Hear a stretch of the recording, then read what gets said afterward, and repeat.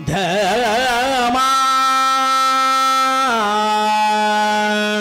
रिदना ताना रिदना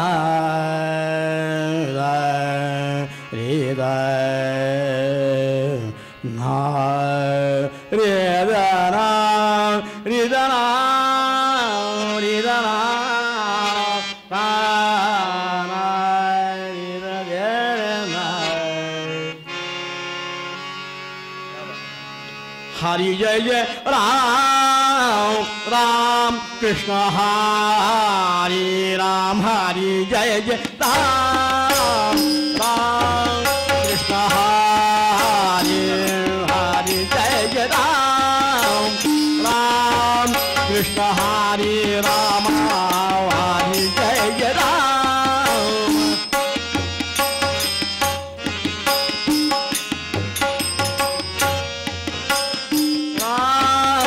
कृष्ण हरि राम हरि जय जय राम राम कृष्ण हरि राम हरि जय जय राम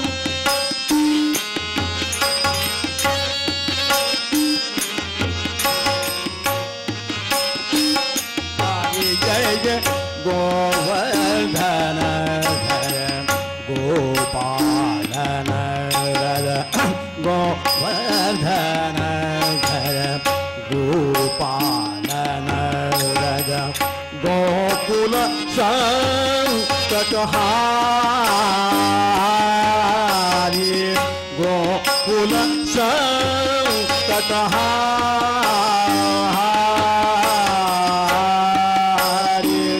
हरि जय जय राम राम कृष्ण हरि राम हरि जय जय राम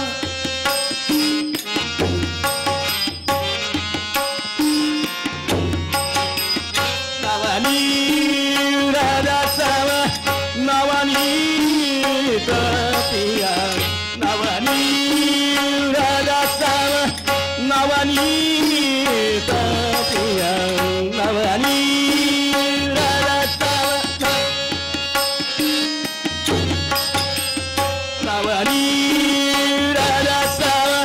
नवनीत प्रिय नवनवी विहारी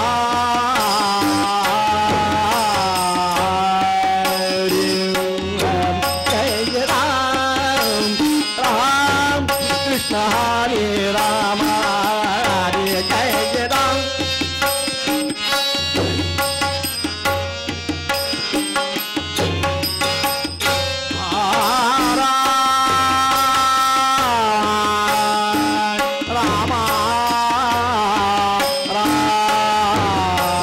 राम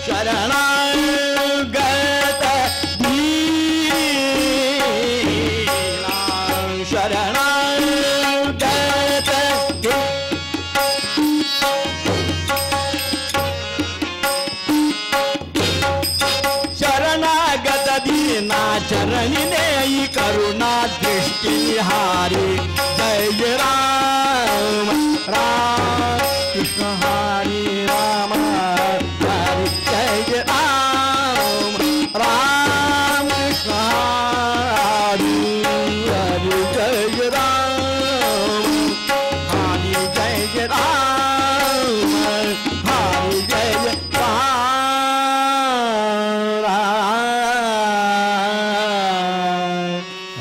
राम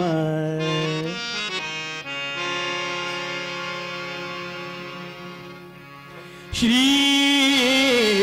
सीताराम चरणी लक्ष लागो राजा राम चरणी लक्ष लागो राजा राम चरणी लक्ष लागो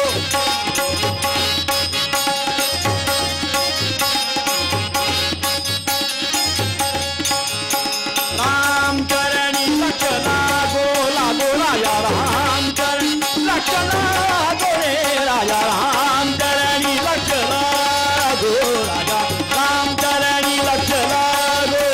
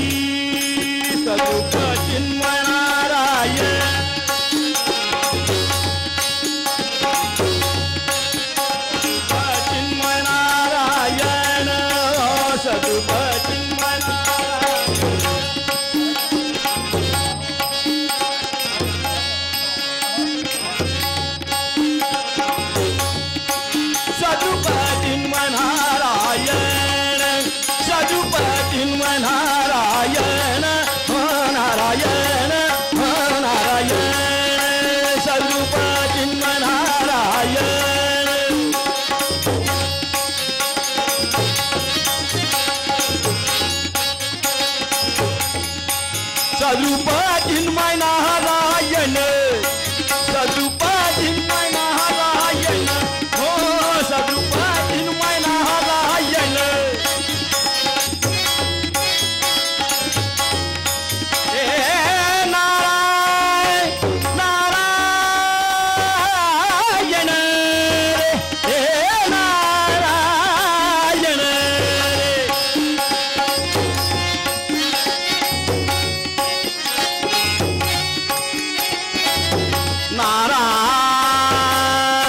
नारायण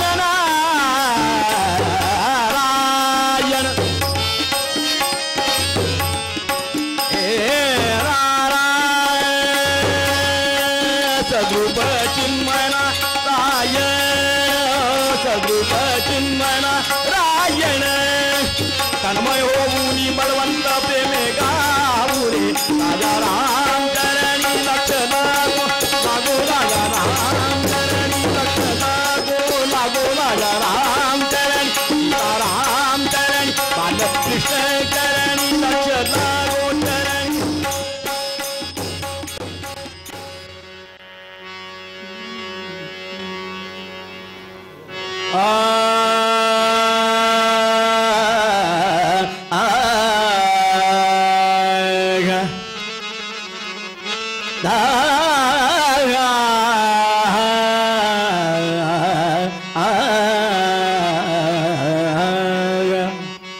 आता नुरे मागणे तुझ पाशी काय आता नुरे मागणे तुझ पाशी काय आता नुरे मागणे तुझ पाशी काय आता नुरे मागणे आता नुरे मागणे तुझ पाशी काय देई देवी देई झालो आम्ही देवी देवी देई झालो आम्ही देवी देवी देई झालो आम्ही देवी देवी देई झालो आम्ही आता नुरे मागणे तुझ पाशी काय आता नुरे मागणे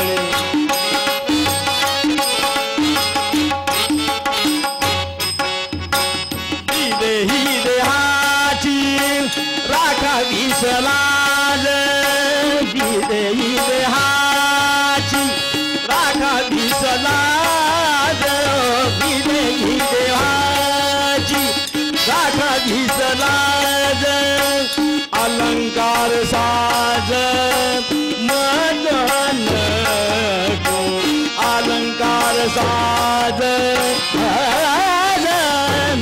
को आता नुरे मागणे तुझ पाशी काय आता नुरे मागणे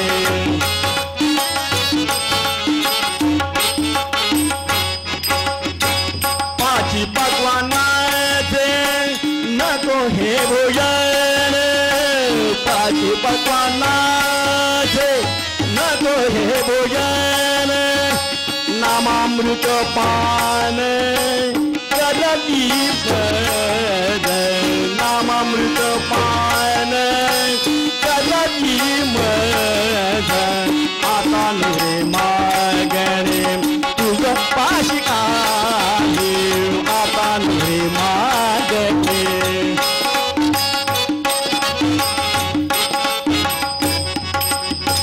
नर हरी संता पायी भिनवणी नर हरी संता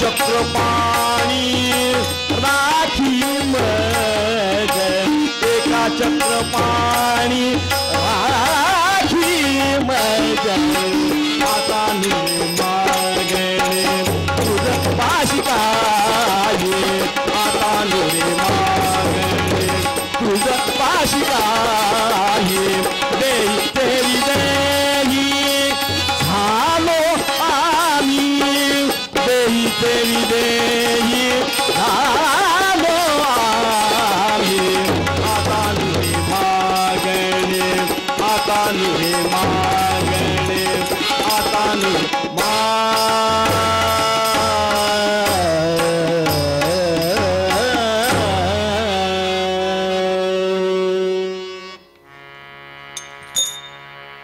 पुंडलिक वरदा हरी विठ्ठल श्री ज्ञानदेव तुकाराम पंढरीनाथ महाराज सीताकांत स्मरण जय जय राम जय जय रघुवीर.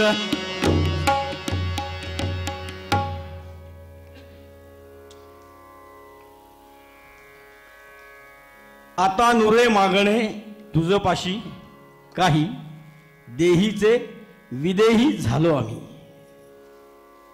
विदेही देहाची राखावीस लाज अलंकार साज मज नको पाची पक्वान्नांचे नको हे भोजन नामामृत पान करवी मज. अतिशय साधी सोपी आणि छान रचना आज या समारोपाच्या कीर्तनाकरता निवडलेली आहे. जे काही सांगायचं होतं ते या 7 दिवसात मी आपल्या पुढे विषय सगळे मांडलेले आहेत. बऱ्याचशा विषयांना स्पर्श करून आपण आजच्या या समारंभापर्यंत पोहोचलेलो आहोत. कसे दिवस गेले पटापटा पटापटा ते यांनाही समजलं नाही मलाही समजलं नाही. यांना तर नाहीच कळलं काय बुवा म्हणले तुम्ही आलात आणि भटकन 8 दिवस संपून गेले म्हणले. पण तो एक आनंद आहे. प्रेम द्यावे प्रेम घ्यावे असं म्हणतात. त्याप्रमाणे ग्वालियरकरांनी या 7-8 दिवसातच भरपूर प्रेम माझ्यावर केलेलं आहे आणि त्या प्रेमाचे मी ऋणी आहे आणि ते प्रेम मला परत फेडता येणार नाही असं ऋण माझ्याजवळ यांचं आहे. कायम स्मरणामध्ये राहील माझ्या. मी भारतामध्ये अनेक कीर्तनं केली केली. गोमांतकात गेलो तुम्हाला सांगतो. महाराष्ट्र प्रादाक्रांत केला गोवा प्रादाक्रांत केला बिलासपूर छत्तीसगड बँगलोर हैदराबाद सगळीकडे जाऊन आलो. पण लक्षात राहावं असं एक ठिकाण म्हणजे आमचं म्हणजे काही गोष्टी अशा असतात की ज्या इथे गोंधल्या जातात. त्यापैकी एक नाव ग्वाल्हेरचं असेल की सुंदर समाज कीर्तनप्रेमी समाज. गाणं टाका विनोद टाका निरूपण टाका आख्यानं टाका तेवढ्याच असूसलेल्या इच्छेनं ते झेलतात. बरं कीर्तनात डिस्टर्बन्स नाही आहे. कोणी बोलत नाही कोणी पाय पसरून बसलेले नाही आहेत. इथं शिस्त आहे कीर्तनाला. कीर्तन ऐकतात कीर्तन जगतात लोक. कारण काय परंपरा मोठी आहे आबा महाराजांची. खूप मोठी परंपरा आहे. त्यामुळे शिस्त आहे इथे. 1-1.5 तासच फक्त कीर्तन असतं पण त्या 1.5 तासामध्ये सगळं काही समजून जातं. हे मला पहिल्या दिवशी म्हटलं तुमचं नाव ऐकलंय तुम्ही गाणारे आहात. काही काळजी करू नका. मी गाणारा म्हणजे भीमसेन जोशी नाही. मी कथेकरी माणूस आहे. मी गाऊन गाऊन किती गाणार आणि काय गाणार आणि किती ठेके गाणार 7 दिवसामध्ये. तुम्ही काही काळजी करू नका म्हटलं. यांना काही सांगण्याचा विषयच नव्हता. ह्यांनी सगळे मोठे मोठे लोक वाजून झालेले आहेत त्यांचे. त्याप्रमाणे आणि हे टीम वर्क आहे. मी काही प्रकांड पंडित आहे का तुम्ही मला सांगा. ही भगवंताची सेवा आहे. ही सगळ्यांनी मिळून करायची. पेटी तबलेवाले कीर्तनकार आणि श्रोते सगळ्यांनी मिळून जे कीर्तन करायचं आहे ते भगवंताला आवडतं. एकट्याने कीर्तन करायचं नसतं. कारण मध्ये मध्ये नामस्मरण आपण करतो. असं हे सर्वांगानं परिपूर्ण असणारं कीर्तन सकल संतांनी केलं आणि ते भगवंताला आवडलं. अनेक संत महाराष्ट्रातून गेले. मी नेहमी सांगतो अनेक संत होऊन गेले. अनेक संतांनी कीर्तन केलं आणि भगवंताला हृदयाशी ठेवलं. आणि राम नामासारखा मंत्र तमाम संतांनी स्वतः तर घेतलाच पण स्वतः घेता घेता संपूर्ण जनसमुदायाला आणि आम्हाला रामनामाला लावलं भक्ती मार्गाला लावलं. अनेक हाल अपेक्षा संतांनी भोगल्या आणि त्या भोगून सुद्धा आम्हाला रामनामाला लावलं. आणि रामनाम हे सत्य आहे, लक्षात ठेवा, असं सकल संतांनी आम्हाला सांगितलं. आणि ते केवळ नामनाम आपण घ्यायचं आहे, त्याचं स्मरण आपण करायचं आहे. आज वास्तविक पाहता समर्थांच्या निर्वाणाचा दिवस आहे महाराष्ट्रामध्ये, उद्या आपल्याकडे आहे. काय संतांनी भोगलंय, काय चमत्कार संतांनी केलेत, काय भक्ती संतांनी केली आहे. बरोबर नुसतं आपला परिसर सांभाळला नाही की मी सज्जनगडला राहतो, मी सातारा सांभाळायचा आहे, तू ज्ञानेश्वरांनी आळंदी सांभाळायची आहे, देहुनी तुकाराम महाराज, असं नाहीये. सकल संतांनी भारतभर पादाक्रांत सगळीकडे दौरे केले. मात्र सगळीकडे तीर्थक्षेत्रांना भेटी दिल्या, ठिकठिकाणच्या लोकांच्या ओळखी गेल्या, लोकांचे स्वभाव समजून घेतले, कोणावर अत्याचार होतोय, कोण दुःखामध्ये आहे, कोणाला काय अडचणी आहेत, या सगळ्या विषयांचा अभ्यास या संत मंडळींनी केला. आधी केले मग सांगितले. असा हा सर्वांगी अभ्यास संतांनी केला, आम्हाला भक्ती मार्गाला लावलं आणि रामनामाचा मंत्र आम्हाला दिला. गोंदवलेकर महाराज काय किंवा आमचे समर्थ रामदास काय, असं हे 13 अक्षरी मंत्र जपावा. नाम पावन पावन नामी तरले अवघे जन असं म्हटलेलं आहे. एक नाम आहे, एवढं पॉवरफुल आहे, एवढी ताकद आहे त्याच्यामध्ये, एवढी ताकद आहे. आणि तो राम नाम रूपी सेल तो इथे बसवायचा आहे. आपण घड्याळातला सेल गेला ना, ते घड्याळ असतं बघा समोर, त्याच्या मागे एक सेल लावलेला आहे. आणि तो सेल जोपर्यंत पॉवरफुल आहे तोपर्यंत ते घड्याळ चालतं. 6 वाजतात, 7 वाजतात, 8 वाजतात. पण तो सेल का डाऊन झाला तर घड्याळ मागे पडतं आणि सेल गेला की घड्याळ बंद पडतं. हा व्यवहार आहे. पण राम नाम रूपी असणारा सेल भगवंतानं इथं बसवलेला आहे. आणि असा हा आतमध्ये बसवलेला सेल हा पॉवरफुल पाहिजे. मग हा इथला सेल जर पॉवरफुल असेल तर अखंड हरी नामस्मरण घ्यायचंय. जगाच्या पाठीवर भिवू नकोस, मी तुझ्या पाठीमागे आहे, स्वामी समर्थ म्हणाले. असा हा पॉवरफुल सेल इथं बसवायचा आहे आणि काही अडचण येणार नाही. सेल डाऊनच करायचं नाही आपला घड्याळासारखा, कारण तो कायम पॉवरफुल पाहिजे. मग तो पॉवरफुल राहण्याकरता काय केलं पाहिजे, अखंड हरी नामस्मरण केलं पाहिजे. श्रीराम जय राम जय जय राम अखंड हरी नामस्मरण करा. जेव्हा वेळ मिळेल तेव्हा करा, कर्म सांभाळून करा. आणि संतांनी ते केलं म्हणून आपण करायचं आहे. संतांची आत्मचरित्र वाचा, संतांची चरित्र वाचा, संतांची शिकवण वाचा.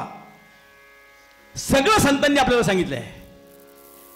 अनेक नानाविध गोष्टी संतांनी आपल्याला सांगितलेल्या आहेत. आणि संत हा एकमेव असे होऊन गेले की जे भगवंताजवळ गेले आणि भगवंताला सांगितलं संतांनी. संतांना पाहिजे असेल तर भगवंतांनी जे पाहिजे ते दिलं असतं, नसतं दिलं का तुम्ही मला सांगा. इतके क्लोज रिलेशन भगवंताशी होते. अखंड हरी नामस्मरणामध्ये संत मंडळी होती. मात्र पण संतांनी भगवंताजवळ काहीच मागितलं नाही.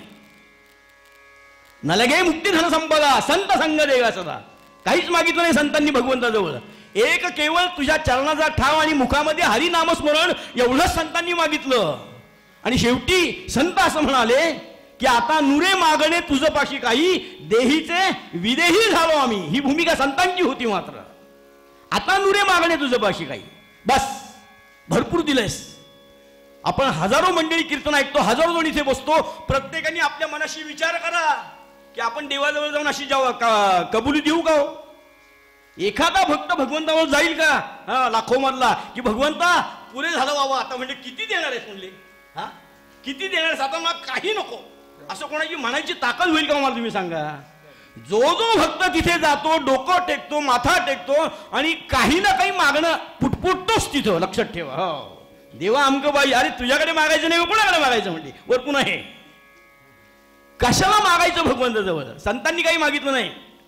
आता नुरे मागणे तुझं पाशी काय, हे फक्त संत सांगू शकतात, आम्ही नाही सांगू शकत. देहीचे विदेही झालो आम्ही. हो देहावर होतो, आता विदेही अवस्था प्राप्त झालेली आहे. अखंड हरी नामस्मरण आहे. जगाच्या कल्याणाकरता रक्षणाकरता हा अवतार झालेला आहे तुझ्या कृपेनं. राष्ट्र वाढवायचं आहे, धर्म वाढवायचा आहे आणि सगळ्या लोकांना मार्गाला लावायचं आहे. षड्रिपू पायदळी तुडवलेले आहेत. कुठलाही रिपू संतांनी जवळ बाळगलेला नव्हता. आम्ही सगळे रिपू गोचडीसारखे शरीराला गुंतवलेले आहेत. काम क्रोध लोभ मोह मद मत्सर सगळे रिपू. म्हणजे नाथ बाबा किती शांत होते. राग नाथांना कधी येतच नव्हता. नाथ शांत होते.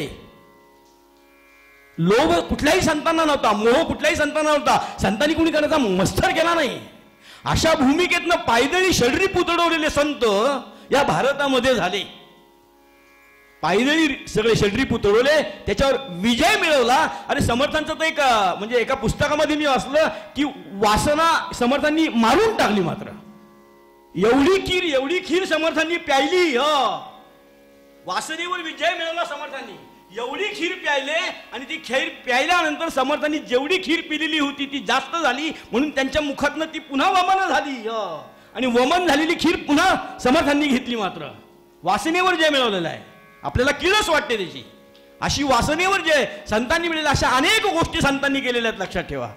म्हणून संत एकमेव असे आहेत की जे भगवंताजवळ जातात. आता नुरे मागणे तुझं पाशी काही, देहीचे विदेही झालो आम्ही. गजानन महाराज बघा, अक्कलकोट महाराज बघा, उष्ट्या पत्रावळी ती शीत वेचून खाल्ली गजानन महाराजांनी. पातुरकरांच्या घरी ऋतुशांत होती, पत्रावळीच्या पत्रावळी उठत होत्या. मात्र बंकटला लागारवाल्यांनी पहिल्यांदा गजानन महाराजांना ओळखलं. त्यांना बांड म्हणले, हा युवक या ठिकाणी उकिरड्यावर बसलेला आहे आणि उष्ट्या पत्रावळी ती शीत वेचून खातोय म्हणले. गजानन महाराजांनी ताट आणून दिलं नसतं पाची पकवानांचं? नक्की दिलं असतं. मात्र एवढी लोक जेवतात, एखादं ताट काय कमी आहे? पण उष्ट्या पत्रावळी ती शीत वेचून खाली. त्याच्या मागचा उद्देश हा होता की अन्न हे पूर्ण ब्रह्म. अन्न हे पूर्ण ब्रह्म. म्हणून कधी कधी मला बुफे आवडत नाही. जय जय रघुवीर समर्थ. पण कालमानानुसार माणसाला बदलावं लागतं, त्याला पर्याय नाहीये. जेवढं पाहिजे तेवढंच खावं. प्रकृती, विकृती आणि संस्कृती असे 3 नियम आहेत आपल्याकडे. प्रकृती म्हणजे काय? पोटाला लागेल तेवढंच खा. संस्कृती म्हणजे काय? 1 तीळ 7 जणांनी वाटून खावा. आणि विकृती म्हणजे काय? माझं ते माझं, तुझंही माझं, त्याला विकृती म्हणतात. संस्कृती, प्रकृती आणि विकृती संतांनी सगळ्यावर समतोल ठेवलेला होता. समभावाने ही संत मंडळी वावरत होती. गर्वोन्नत होते न निंदती परान. संतांच्या रक्षणाचा विचार आपण 2 पहिल्या ह्याच्यामध्ये केलेला होता. संतांनी कधी गर्व केला नाही. गर्वोन्नत होते न निंदती परान. संतांनी कधी निंदा केली नाहीये. न निंदती परान नोभाष्यते निष्ठुरम. संत कधी कठोर बोलत नव्हते कोणाशी. ऐकलंय का तुम्ही कधी? अत्यंत मवाळ अशी वाणी होती संतांची.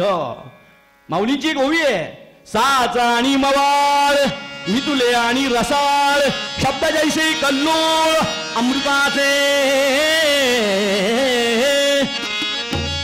संतांनी कठोर भाष्य कधी केलं नाही, लक्षात ठेवा. साचा आणि मवाळ मितुले आणि रसाळ, शब्द जैसे कल्लोळ अमृताचे. ही भूमिका संतांची. थोडं बोला पण गोड बोला. आनंदाचे, प्रेमाचे डोंब उसळून येतील, परस्परांचे संबंध वाढतील आणि ते कायमस्वरूपी टिकतील. असे बोल माणसांनी बोलले पाहिजेत. सामाजिक बांधिलकी वाढली पाहिजे. संतांनी निंदा केली नाही, राग केला नाही, लोभ केला नाही. गर्वोन्नत होते न निंदतीपणान नोभाषते निष्ठुराम. कठोर भाष्य संतांनी केले नाही. आम्ही लगेच कठोर बोलतो. कशाकरता कठोर बोलायचं? दुसरा कितीही तापला आणि कितीही रागावला तरी माझ्यासारखा माणूस असेल ना, तो श्रीरामच म्हणेल. आपण तापायचं नाही, आपण रागवायचं नाही. भांडणांनी भांडणं वाढतात, भांड्याला भांडणं लागतं. कशाकरता रागवायचो? आणि काय माहितीये का, मैलोमणिक भाषा माणसाची बदलते बघा. म्हणजे पुण्यातली भाषा वेगळी, आता माझ्या बोलण्यावरून आपल्याला कळलं असेल. 8 दिवस मला ऐकता. नागपूरची भाषा वेगळी, ग्वाल्हेरची भाषा वेगळी, गोमांतकातली आणखीनच वेगळी आहे. म्हणून भाषा समजेल अशा पद्धतीनं देवाणघेवाण भाषेची झाली पाहिजे. आज मराठी भाषा दिन आहे. आज मराठी भाषा दिन आहे. त्यानिमित्तानं थोडंसं बोलतोय. म्हणजे भाषेचा गोंधळ होता का म्हणे. आता गोव्यातली भाषा कशी आहे? इथे आल्यानंतर स्वागत करतात, या बुवा नमस्कार.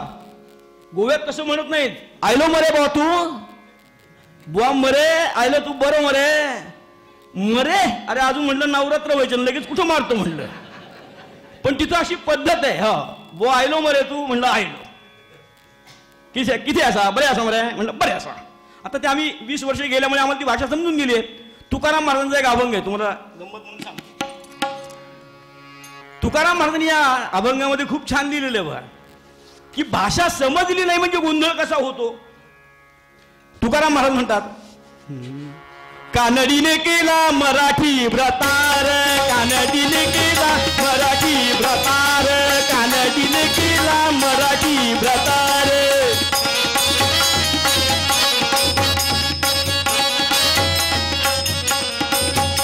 कानडीने केला मराठी व्रतार, कानडीने केला मराठी व्रतार.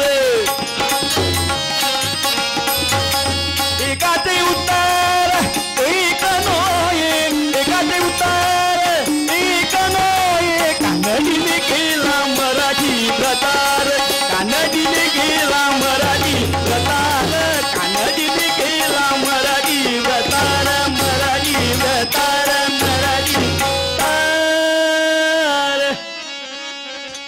कानडीने केला मराठी भ्रातार, एकाचे उत्तर एक नव्हे. किती छान अभंग लिहिलाय तुकारामाने, दृष्टांत सहित अभंग आहे. भाषा समजली नाही म्हणजे काय प्रॉब्लेम होतो? थोडं बोला, गोड बोला, समजेल असं बोलणं, आपसमधले संबंध वाढतील. जर ती समजली नाही तर गोंधळ कसा होतो? एक 4 मित्र होते मुंबईला राहणारे, आणि त्या 4ही मित्रांनी काय केलं, त्यापैकी 3घांची लग्न झालेली होती. 3घांनी मुंबईतल्या चर्चगेट ते बोरिवली दरम्यानच्या मुलींची लग्न केलेली होती. एक मित्र लग्नाचा होता. तो म्हणला मुंबईतलं जीवन म्हणलं धकाधकीचं आहे, आणि त्या रोज कामाला जाणार, दमून येणार, लोकल वगैरे. आपण म्हणले जरा बाहेरचा जिन्नस आणूयात. म्हणून त्या मित्रानं ठरवलं बेळगाव धारवाडकरची मुलगी करायची. बेळगाव धारवाडकरची त्यानं मुलगी केली श्रोते हो. पण ह्या मुलाला मराठी येईना, आणि त्या मुलीला मराठी येईना, आणि ह्याला कानडी येईना. बेळगाव धारवाडकरची मुलगी केली आणि कानड्याची. कुणी असतं तर माफ करा, दृष्टांत दाखल सांगतोय. त्याप्रमाणे कानडी मुलगी केली, त्या कानडी मुलीला मराठी येईना आणि याला कानडी येईना.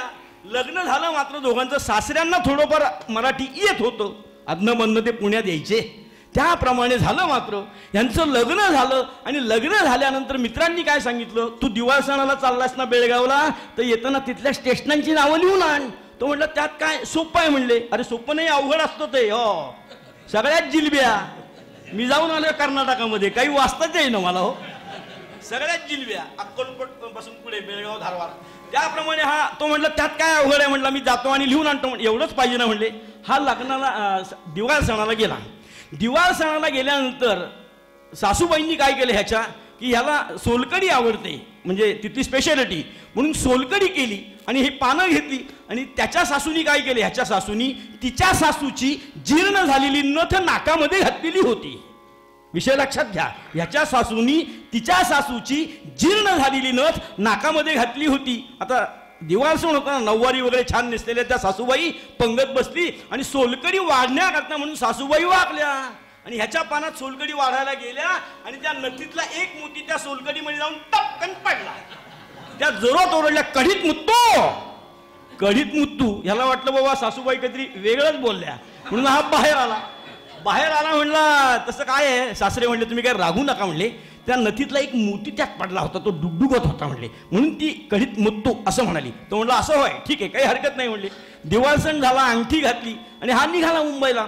गाडीत बसल्यानंतर त्याला आठवण झाली की आपल्या मित्रांनी स्टेशनांची नावं आणायला सांगितली. आता हिला मराठी येईना आणि त्याला कानडी येईना. पहिलं स्टेशन लागलं. जसं मी यांना विचारलं की ग्वाल्हेरच्या अलीकडचं स्टेशन कुठलं आहे, ते म्हणले झाशी आहे. मग झाशी गेल्यानंतर मी जागाच राहिलो, नाही तर मी आग्र्याला गेलो असतो. त्याप्रमाणे गाडी सुटली आणि त्याने बायकोला विचारलं, अगं प्रिये, या गावाचं नाव काय? तिला कुठे कानडी येत होतं. ती म्हटली येनंतिरी. काय म्हणता महाराज? याने लिहून घेतलं येनंतिरी म्हणून. पुढच्या स्टेशनला गाडी थांबली. तो म्हणला, प्रिये, या गावाचं नाव काय? ती म्हटली येनंतिरी. काय म्हणता महाराज? याला काय वाटलं, एक बुद्रुक असेल आणि एक खुर्द असेल, अशा 2 येनंतिरी असतील म्हणला. म्हणून त्या 2 येनंतिऱ्या लिहिल्या.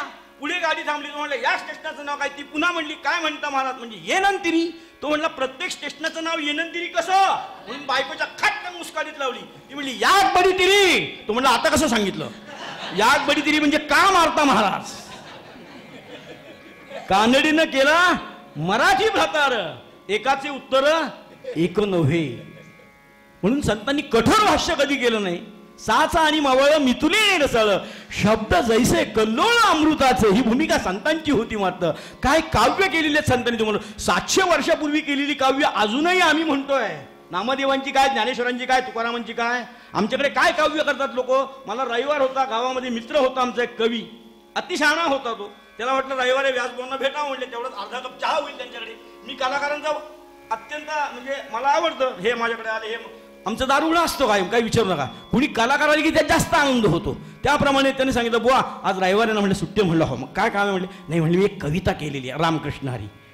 आता हे कवी लोकांपासून जरा सांभाळून घ्यावं लागतं. त्याप्रमाणे त्यांनी मला सांगितलं, मी एक कविता केलेली आहे. बरं, मी ज्ञानेश्वर वाचले, तुकाराम वाचले, समर्थांचा अभ्यास असतो, गोंधळेकर. म्हणलं हा काहीतरी छान काव्य आपल्याला ऐकविल.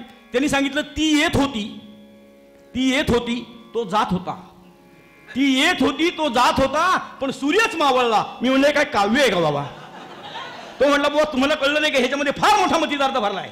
मी आतमध्ये खून केली. म्हणले, एक अर्धा कप टाका आणि पार्सल लवकर बाहेर जाऊ द्या म्हणलं. जय जय रघुवीर समर्थ. साचा आणि मवाळ मिथुने आणि रसाळ ढासळलं म्हणजे काय की थोडं बोला पण गोड बोला. संतांचं काव्य काय त्याचा अभ्यास करा. अनेक वाङ्मय तुकारामांनी केलंय, समर्थांनी केलंय, ज्ञानेश्वरांनी केलंय, कबीरांनी केलंय. लक्षात ठेवा संतांचं वाङ्मय काय, आपण काय वाङ्मय करतो हे लक्षात ठेवा. आणि क्रोधांच्या नालंबते, संतांनी क्रोधांचा अवलंब कधीच केला नाहीये. म्हणजे अशा या भूमिकेतनं ही संत मंडळी गेली आणि तमाम भारताचा राष्ट्राचा अभ्यास केला आणि आम्हाला भक्ती मार्गाला लावलं. आणि भगवंताला हे सांगितलं की आता नुरे मागणे तुझं पाशी काही काही मागायचं नाही म्हणजे भगवंताचं ठेविले आनंद तैसीची राहावे. हे भगवंताला फक्त सांगायचे. ज्या परिस्थितीमध्ये भगवंताने आपल्याला ठेवलंय त्या परिस्थितीत राहायचंय आपण. भिंतीवर डोकं आपटलं म्हणजे प्रश्न सुटत नाहीत, यांना सांगितले म्हणजे प्रश्न सुटत नाहीत. प्रश्न भगवंताला सांगा आणि तो आपला सोडवणारा प्रश्न आहे.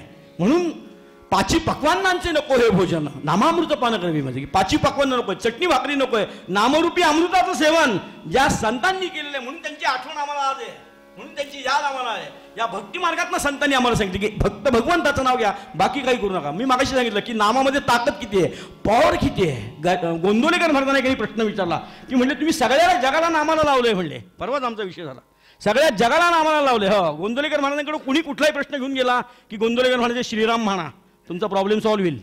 एकाने प्रश्न विचारला, म्हटले महाराज तुम्ही सगळ्या जगाला नामाला लावलंय, तुम्ही कधी रामनाम घेता. गोंदवलेकर म्हणले माझ्या बॉडीला कुठेही कान लावा. हा, काय उत्तर दिलं महाराजांनी, माझ्या बॉडीला कुठेही कान लावा. म्हणले तुम्हाला श्रीरामच ऐकू येईल. म्हणले श्रीरामच ऐकू येईल, बाकी काहीच ऐकू येणार नाही. म्हणले तुम्हाला जय जय रघुवीर समर्थ. विदेही देहाची राखावी सराज, अलंकार साज म्हणून संतांनी काहीच मागितलं नाही. हो, कपडे नको, अलंकार नको, चटणी भाकरी, श्रीखंडपुरी आणि कशाचीच गरज नाहीये. म्हणले हो, ज्या परिस्थितीत ठेवलंय ना त्या परिस्थितीत राहायचंय. आणि अहंकार हा तर संतांनी सर्व दूर केलेला होता, जवळ बाळायलाच नव्हता अहंकार. आणि अहंकाराची फजिती कशी होते याची अनेक आपण उदाहरणं सांगितली आहेत. लक्ष्मी देवीला अहंकार झाला, नामदेवांना अहंकार झाला, भगवंताचा मी लाडका आहे म्हणून झाला की नाही नामदेवांना. हा, पण मुक्ताईनं ज्यावेळेस पाठीत थापटनं मारलं आणि सांगितलं हे मडकं अजून कच्चं आहे. म्हणले नामदेवांना राग आला. हो, मी भगवंताचा लाडका आणि मुक्ताई म्हणते मडकं कच्चं आहे म्हणून ते देवाकडे आले रज म्हणजे अरे म्हणजे असं म्हणतायत माझं मडकं कच्चं आहे का. गुरुबिना ज्ञान नाही आवत, हे लक्षात ठेवा. हा, कॅसेटवरनं कीर्तन ऐकता येणार नाही, करता येणार नाही, युट्यूबवरनं कीर्तन करता येणार नाही. हा, हे मला म्हणजे मला कीर्तन करायचं म्हणलं आपल्या बोलणं गुरु करा. जय जय रघुवीर समर्थ. कॅसेटवरनं आणि सीडीवरनं किंवा युट्यूबवरनं कीर्तन शिकू शकतो का तुम्ही मला सांगा. नाही तर आम्ही लांब गेलो असतो आतापर्यंत, कशाने एवढे दिवस रखडलो असतो. सांगण्याचं तात्पर्य असं आहे की नामदेवानं सांगितलं की तू गुरु कर, गुरुबिना ज्ञान नाही आहे होतं. अरे कृष्णाने गुरु केलं सांदीपनींना, रामाने गुरु केलं वसिष्ठांना, ज्ञानेश्वरांनी गुरु केलं निवृत्तीनाथांना. किती उदाहरणं आहेत आपल्याकडे. गुरु शिष्याच्या किती परंपरा जोड्या आहेत आपल्याकडे.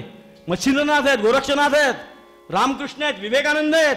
त्याप्रमाणे गुरु करायला सांगितलं मात्र. हो, आणि कुठे पाठवलं यांना, औंढ्या नागनाथाला पाठवलं. आणि तिथे तर परिस्थिती आणखीन वेगळीच होती.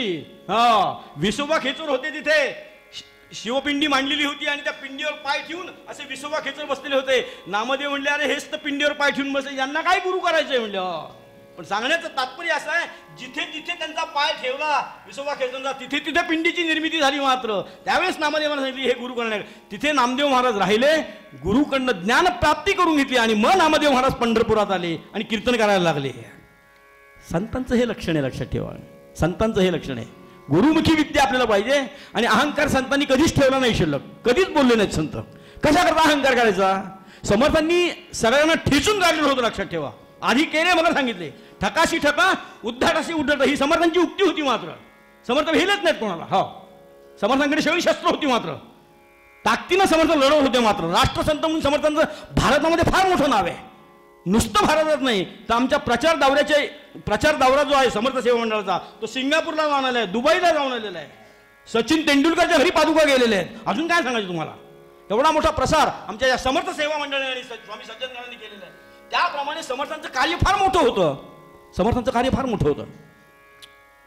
माहूरगडला एक 25 ब्राह्मण बसले होते. कशा करता, दत्त दर्शनाकरता. कथा सगळ्यांना माहिती असेल.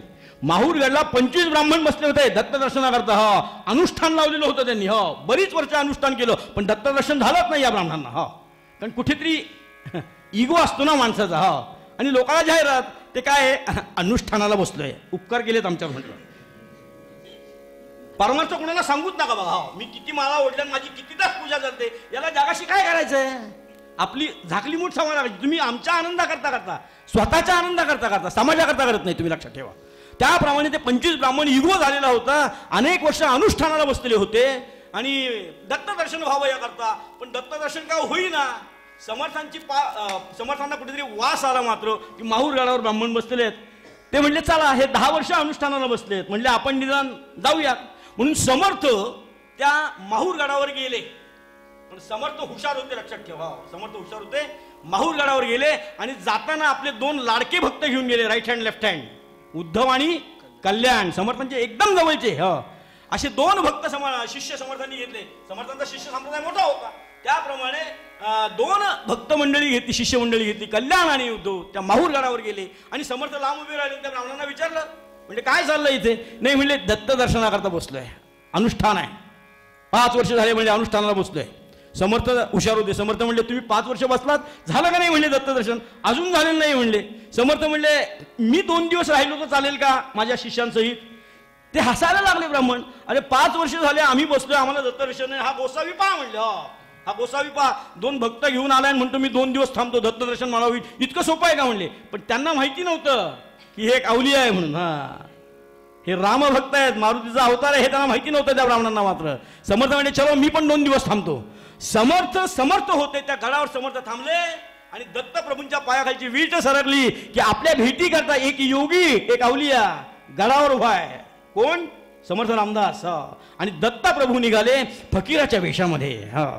दत्तप्रभू निघाले फकीराच्या वेशामध्ये आणि एका रेड्यावर ते आरूढ झाले. मात्र फकीराच्या वेशात बरोबर एक स्त्री घेतली होती, 4 मुलं घेतलेली होती, 3 कुत्री घेतलेली होती, 25 कोंबड्या घेतलेल्या होत्या फकीराच्या वेशात. अहो भगवंत कधी कोणाला कुठल्या स्वरूपात दर्शन देईल हे सांगता येत नाही. अनुभव आहे म्हणून सांगतो. जय जय रघुवीर. अनुभवाचे बोल खरे आहेत, लक्षात ठेवा. अनेक प्रसंग आम्हा कीर्तनकारांमध्ये येतात, अनेक कीर्तनकार. आम्ही संबंध भारत फिरत असतो, कुठेतरी काहीतरी असे भयानक प्रसंग येतात, पण तिथे वाचवायला कोण असतो? भगवंत असतो, देव असतो, लक्षात ठेवा. अनेक प्रसंग.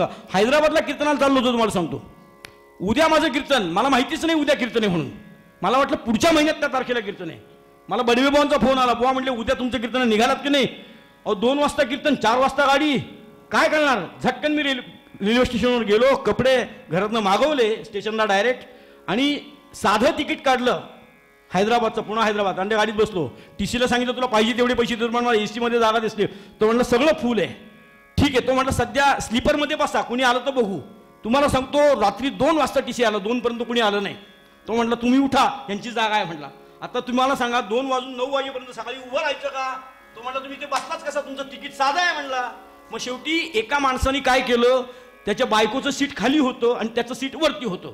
तो म्हणला तुम्ही आता सकाळपर्यंत उभे कसे राहणार म्हणला. तो म्हणला तुम्ही एक काम करा, माझ्या बायकोची तब्येत बरी नाहीये, मी तिच्याजवळ खाली बसतो, तुम्ही माझ्या सीटवर झोपा.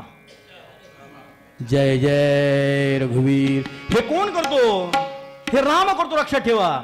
तो त्याच्या बायकोजवळ खाली बसला, मी वरती झोपलो, हैदराबादला कीर्तन झालं, निघून आलो. ही सगळी भगवंताची कृपा आहे. त्याप्रमाणे समर्थ तिथे बसले आणि फकीराच्या वेशात हा लवाजामा घेऊन सगळे दत्तप्रभू माहूरगडला निघाले. मात्र माहूरगडला निघाले आणि दत्तप्रभू त्या फकीराच्या वेशामध्ये रेड्यामध्ये बसून आले. मात्र आणि समर्थांनी दत्तप्रभूंना बघितलं. मात्र समर्थ होते, बरोबर त्यांनी ओळखली महाराज आलेले आहेत म्हणून. आणि त्या ठिकाणी महाराज आल्यानंतर झालं. मात्र ते सगळं बघितलं आणि दत्तप्रभूंनी फकीराच्या वेशात असताना बरोबर जी स्त्री आणली होती तिला सांगितलं चलो हंडी पकाओ. हंडी जरूर पकाएंगे, मुझे एक बात बताइए, इस हंडी में क्या डालने का? अरे अपने साथ 25 मुर्गियां है ना, उसको काट डालो. उसको काट डाला लेकिन अभी तक हंडी भरी नहीं. अरे अपने साथ 4 कुत्ते हैं ना, उसको काटो, उसको भी काटा, अभी तक हंडी भरी नहीं भरी. 3 बकरे हैं ना अपने साथ, उसको भी काटो. 6 बकरे हैं, उसको भी काटो, उसको भी काटा, अभी तक हंडी भरी नहीं भरी. अभी क्या डालने का इस हंडी में? क्या डालने का इस हंडी में? ऐसा है तो सामने 25 बम्बन बैठे हैं, उसको काटो. असं म्हटल्यानंतर सगळे पळी पंचपात्र घेऊन पळून गेले. वो तो भाग गए, अभी किसको काटने का? भाग गए. सामने जो गोसावी है उसको काटो. आता ते समर्थ होते हो, ते असे पळून जाणारे होते का? समर्थ तसेच उभे राहिले. ती स्त्री जवळ आली आणि उसको नहीं काटा, ठीक है, उसको साथ जो 2 लड़के उसको काटो. ते लड़के समर्थांचेच पट्ट शिष्य होते. समर्थांनी मान तुकवली. ते म्हणजे आपणही मान तुकवा. उसको भी नाही काटा.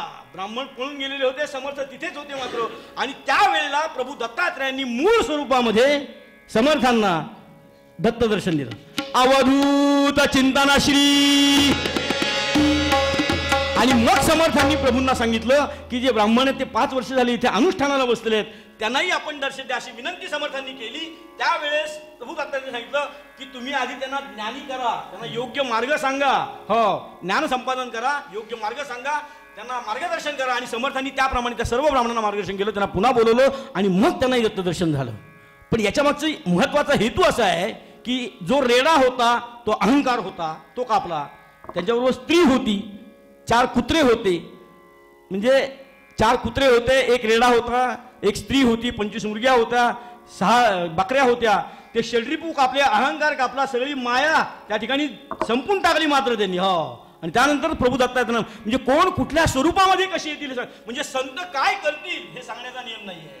म्हणून संतांनी अहंकार कधी केला नाही, निंदा नानस्ती केली नाही, कुणाच्या काव्याला नावं ठेवली नाहीत. अशा स्वस्वरूपामध्ये असणारी संत मंडळी या जगाच्या कल्याणाकरता अनेक विभूती संतांनी सांगल्या आणि आम्हाला मार्गदर्शन केलं. आणि भक्तीचा एक मार्ग संतांनी आम्हाला दाखवला.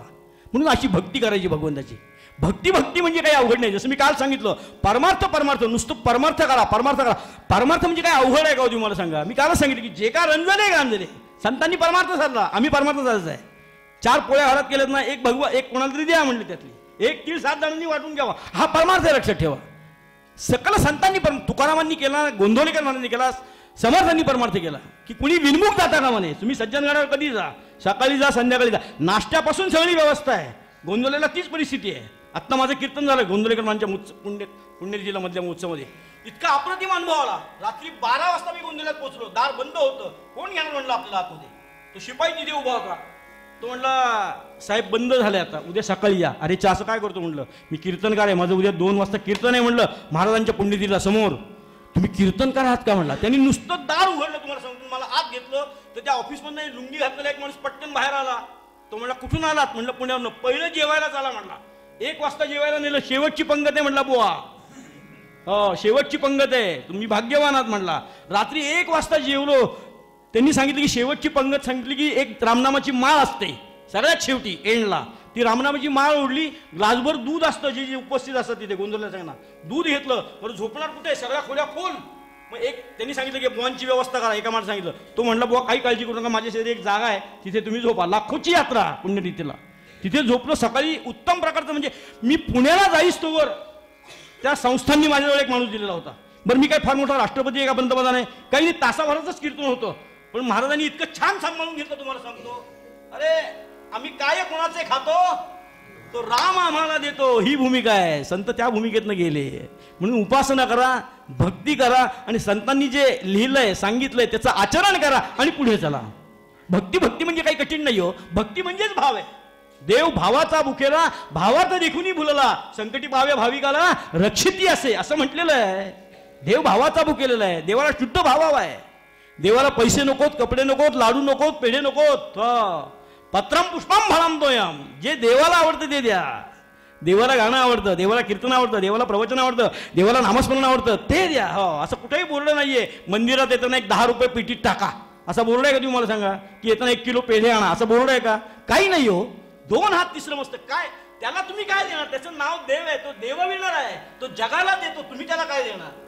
असा हा चराचरामध्ये व्यापून उरलेला आमचा हा असा भगवंत आहे. फक्त त्याची भक्ती करा आणि मनोभावी श्रद्धा करा. एक दृष्टांत सांगतो आणि विषय आवडतो. जिथे श्रद्धा आहे तिथे भक्ती आहे, तिथे भगवंत आहे. कैलास पर्वतावर शंकर आणि पार्वती एकदा बसलेल्या होत्या. कैलास पर्वतावर शंकर आणि पार्वती बसलेल्या होत्या आणि पर्वताच्या खाली एका नगरामध्ये महादेवाचं देऊळ होतं. सुंदर अशी पिंड होती. त्या नगराचा राजा त्या महादेवाची पूजा करायचा. इतकी सुंदर पूजा बांधायचा. राजाच तो. भरपूर फुलं काय, दूध काय, धूप दीप नैवेद्य, छान पूजा करायचा तो राजा आणि निघून जायचा. तो राजाची पूजा झाली की तिथे एक शेतकरी यायचा. त्या शेतकऱ्यांनी काय करावं, राजाने केलेली पूजा मोडून टाकायची. एक तांब्यावर पाण्याचा ओतावा आणि पार्वती पते हर हर महादेव एवढं म्हणून तो शेतकरी निघून जायचा. हे त्या पार्वती देवीनं बघितलं मात्र आणि शंकरांना प्रश्न केला की तो राजा इतकी सुंदर पूजा बांधतो, इतकी सुंदर पूजा बांधतो आणि तो शेतकरी मागण्या येथून ती पूजा मोडून टाकतो आणि जय जयकार करून निघून जातो. तुम्हाला राग येत नाही की म्हणले त्या शेतकऱ्याचा. शंकर म्हणले नाही, मला तो शेतकरी आवडतो म्हणले. शेतकरी आवडतो. तुला बघायचं काय म्हणले? काय ते एकदा राजा आलेला होता पूजेला, आणि राजा पूजेला आलेला असताना तुम्हाला सांगतो सोसाट्याचा वारा सुटला, कडकड कडकड कडकड विजा सुरू लागल्या. हो, मोठा पाऊस गारांचा होऊ लागला, मंदिर हालायला लागलं. राजाला वाटलं हे सगळं आता कार्यक्रम झाला तर आपला प्राण इथंच जायचा, म्हणून चालू पूजा सोडून राजा भीतीनं निघून गेला. वरनं कैलासनाथावरनं दोघं बघत होते. चालू पूजा सोडून राजा निघून गेला. राजा निघून गेला आणि शेतकरी त्या ठिकाणी आला. तीच परिस्थिती शेतकऱ्याच्या वेळेस होती. हो, वारा पाऊस विजा लखलखाट होता, तरी तो शेतकरी डगमगला नाही, पूजा सोडून गेला नाही. त्या शेतकऱ्याने त्या पिंडीला घट्ट मिठी मारली आणि भगवंताला सांगितलं की माझा जीव गेला तरी चालेल पण पिंडीला धक्का लागता का म्हणे. माझा प्राण गेला तरी चालेल पण पिंडीला धक्का, म्हणून त्या पिंडीला मिठी मारून तो शेतकरी तिथे बसला. कैलासनाथांनी पार्वती देवीने सांगितलं, मिळालं का तुझ्या प्रश्नाचं उत्तर? का मला शेतकरी आवडतो? याला म्हणतात शुद्ध भाव, याला म्हणतात प्रेम, याला म्हणतात भक्ती, याला म्हणतात भाव. हा भगवंताला अर्पण करा आणि त्या भगवंताला आपल्या हृदयात ठेवा. बाकी दुसरं तिचं काही नाही. अनेक उदाहरण आपल्याला देण्यासारखे आहेत. वेळेवेळी मी इथे थांबतोय, कथानक मला पूर्ण करायचं आहे. सांगण्याचं तात्पर्य असं आहे की भगवंताजवळ काही मागू नका, परोपकार करा, रंजलेल्या कांजलेल्यांना मदत करा, गरिबांना मदत करा. जे आपल्याकडे 4 रुपये असतील तर 1000 रुपये परमार्थाकरता खर्च करा. काही बरोबर येणार नाहीये, काही बरोबर येणार नाहीये. सगळं इथेच राहणार आहे, इथेच राहणार आहे. मग त्यातला 4 पैसे एखाद्याला दिले म्हणून काय फरक पडणार तुम्ही मला सांगा.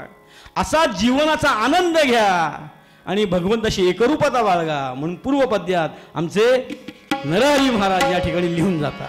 आजची जी रचना मी आपल्यासमोर सादर केलेली आहे, मुद्दाम सांगतो, ही रचना आमचे ज्येष्ठ बंधू कीर्तनकार इथे येऊन गेलेत, हरिभक्तपरायण गंगाधर बुवा व्यास, त्यांनी ही रचना लिहिलेली आहे स्वतः.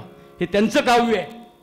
आणि खाली नरहरी असा जो उल्लेख केलेला आहे, नरहरी म्हणजे आमच्या वडिलांचं नाव आहे आणि त्यांना ती समर्पित केलेलं काव्य आहे. ती रचना आज या ठिकाणी मी निरूपणाला मांडलेली आहे. श्रीराम. आता नुरे मागणे तुझं पाशी काही, आता नुरे मागणे तुझं पाशी काही, आता नुरे मागणे तुझं पाशी काही, आता नुरे मागणे तुझं पाशी काही. देहीचे विदेही झालो आम्ही, देहीचे विदेही झालो आम्ही, आता नुरे मागणे तुझं पाशी काही, आता नुरे मागणे तुझं पाशी काही. नरहरी संता पायी विनवणी, नरहरी संता पायी विनवणी, एकाच्या प्रमाणी राखी मज, एकाच्या प्रमाणी राखी मज, आता नुरे मागणे तुझं पाशी.